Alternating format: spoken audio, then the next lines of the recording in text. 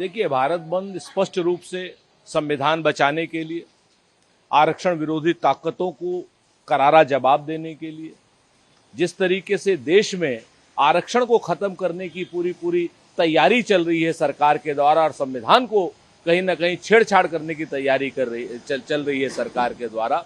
Lateral entry के जरिए ये लोग जो हैं आरक्षण को खत्म करना चाहते हैं, सरकारी पदों को खत्म कर रहे हैं, रेल को, तेल को, सेवा को, सेना को, सबको ठेके पे देने की बात कर रहे हैं। उसके विरोध में भारत बंद अगर होता है, निश्चित तौर पर ये अवेयरनेस का है और हम आरक्षण को खत्म नहीं होने देंगे, संविधान को नहीं बदलने देंगे। भाई, देश क्या कह रहा है, क्या नहीं कह रहा है, हमारे उनके माता पिता के साथ पूरी सहानुभूति है। सीबीआई पर विश्वास रखें, सीबीआई के पास केस है, सीबीआई जो है कहीं ना कहीं सबूतों को पूरा पकड़ेगी, न्याय मिलेगा। अब ये केंद्र सरकार की और सीबीआई की जिम्मेवारी है कि 2-4 दिन के अंदर अंदर त्वरित न्याय पीड़िता के माता पिता को उपलब्ध कराएं, देश को उपलब्ध कराएं और ऐसा न्याय उपलब्ध कराएं जिसमें पीड़िता के माता पिता को भी विश्वास हो। ये जिम्मेवारी अब सीबीआई की है। देखिए, जिस तरीके से यौन दुराचार की घटनाएं पूरे देश में और महाराष्ट्र में विशेष रूप से हो रही हैं, ये कहीं ना कहीं भारतीय जनता पार्टी के सरकार के नैतिक पतन का दिखाई दे रहा है। अब भारतीय जनता पार्टी के लोग या उसके समर्थक लोग अब जो है वो कैंडल मार्च नहीं निकालेंगे। बदलापुर में जो घटना हुई है, लोमहर्षक घटना है। जिस तरीके से स्कूल की बच्ची, छोटी सी बच्ची को छेड़ा जा रहा है, स्कूल की बच्ची अगर असुरक्षित है तो ऐसी सरकार का लाभ क्या है? सरकार को चाहिए कि स्कूल मैनेजमेंट और उस अपराधी के खिलाफ इतनी कठोर कार्रवाई करे ताकि अपराधियों की इस तरीके का जघन्य कृत्य करते हुए रूह कांप जाए। ये भारतीय जनता पार्टी का नया शिगुफा है। जहां पर इन्हें जांच को ठंडे बस्ते में डालना होता है, एसआईटी गठित कर देते हैं। उत्तर प्रदेश में इन्होंने 100 से ज्यादा एसआईटी गठित की है, एक की भी रिपोर्ट नहीं आई। अब महाराष्ट्र में भी एसआईटी गठित होने लग गई। आप बताइए कि यौन शोषण, जो यौन उत्पीड़क आदमी है, उसकी जांच के लिए एसआईटी की आवश्यकता है कि एक तेज तर्रार दरोगा की?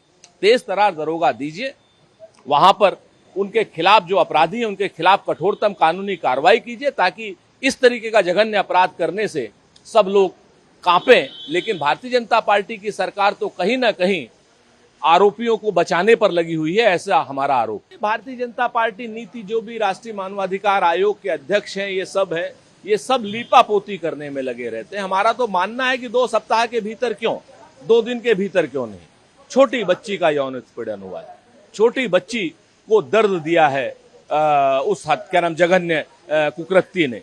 तो ऐसे लोगों को सजाएं जल्द से जल्द होनी चाहिए और त्वरित होनी चाहिए। योगी जी, आप भूल गए हैं, सरकार आपकी है।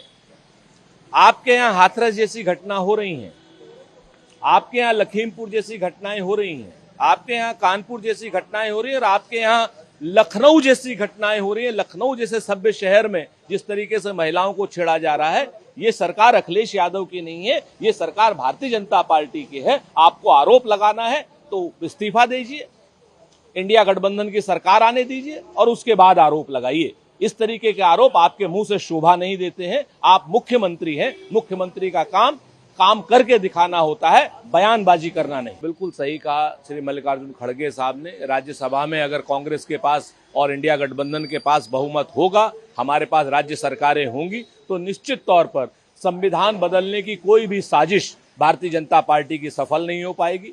भारतीय जनता पार्टी की लेटरल एंट्री के जरिए अधिकारियों को रखने की साजिश पूरी नहीं हो पाएगी। आरक्षण जो आईएएस अधिकारियों का है, आईपीएस अधिकारियों का है, उसको खत्म करने की साजिश नहीं हो पाएगी। सरकारी नौकरियों में जो आरक्षण खत्म किया जा रहा है वो साजिश पूरी नहीं हो पाएगी। संविधान बदलने की साजिश पूरी नहीं हो पाएगी। राज्यों में कांग्रेस को बहुमत मिलेगा तो केंद्र सरकार भी संविधान सम्मत चलने की कोशिश करेगी, अन्यथा हम लोग मजबूर करेंगे। हम 69,000 अभ्यर्थियों के पूरी तरीके से पक्ष में हैं। हर तरीके से उनकी सहायता होनी चाहिए और अब तो ये स्पष्ट हो गया है कि भारतीय जनता पार्टी की सरकार भ्रष्ट है और इस भ्रष्ट, निकम्मी और नाकारा सरकार ने बेईमानी की है, अयोग्यता की है और कहीं ना कहीं लिस्ट बनाने में व्यापक भ्रष्टाचार हुआ है और यह भ्रष्टाचार नीचे के अधिकारी से लेकर के और मंत्रियों तक गया है। इन सब पूरी जांच होनी चाहिए और सबसे पहले तो शिक्षा मंत्री का इस्तीफा हो जाना चाहिए, क्योंकि उन्हीं के नेतृत्व में सारा काम हुआ है।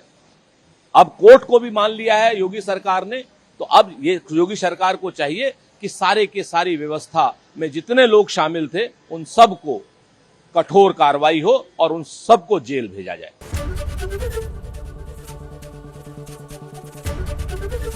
एबीपी गंगा, खबर आपकी, जुबान आपकी।